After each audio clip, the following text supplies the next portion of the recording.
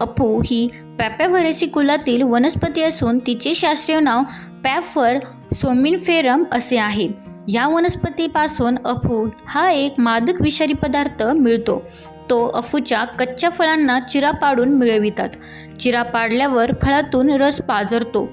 वाळून घट्ट झालेला रस म्हणजे अफू.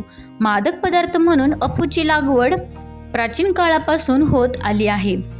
अफूचे झुडूप मूळचे पश्चिम आशियातील असून अरबांकडून ते पूर्वेस चीनपर्यंत पसरले.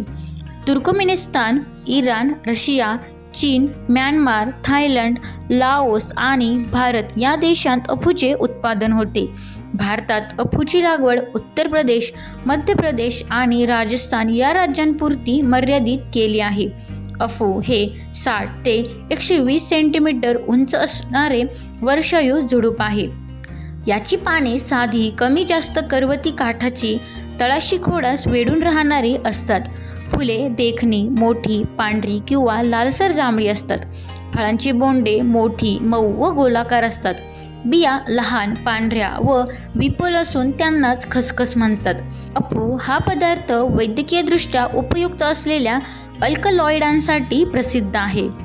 फळांपासून मिळणारी अफू चवीला कडू, स्तंभक, मादक, वेदनाहारक असून ती बद्धकोष्ठता निर्माण करते.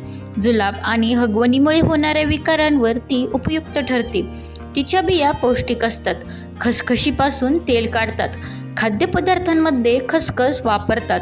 अफूचा मादकपणा खसखशीमध्ये नसतो.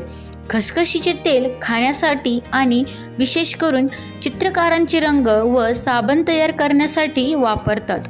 अफूपासून मॉर्फिन, कोडीन, नार्कोटीन, पॅपॅव्हरिन, थेबाइन वगैरे अल्कलॉइडे व त्यांची संयुगे प्राप्त होतात. प्रामुख्याने ही रसायने वेदनाशामक आहेत. मात्र हल्ली त्यांचा मादक पदार्थ म्हणून जास्त उपयोग होतो. नशेसाठी अफूचे सेवन प्राचीन काळापासून प्रचलित आहे. तिच्यामधील अल्कलॉइडे सेवन करून धुरावाटे किंवा तिचा अर्क शरीरात टोचून वापरली जातात. नशेसाठी अफू सेवन केलेल्या व्यक्तीला पुन्हा पुन्हा सेवनाची इच्छा होऊन ती व्यक्ती व्यसनात कायमची गुरफटली जाते. जगातील बहुसंख्य राष्ट्रांत अफूचे सेवन व निर्मिती बेकायदा ठरवलेली आहे. भारतामध्ये अफूच्या झाडाच्या लागवडीवर, उत्पादनावर, औषधी घटकांच्या निर्मितीवर कायद्याने नियंत्रण आहे. अफूचे शुद्धीकरण, प्रत, विक्री, निर्यात, अल्कलॉइडांची निर्मिती इत्यादी सर्व बाबी सर्वस्वी भारत सरकारच्या अधिपत्याखाली होतात. भारत हा जगातील एकमेव मान्यताप्राप्त अफू निर्माण करणारा देश आहे. धन्यवाद.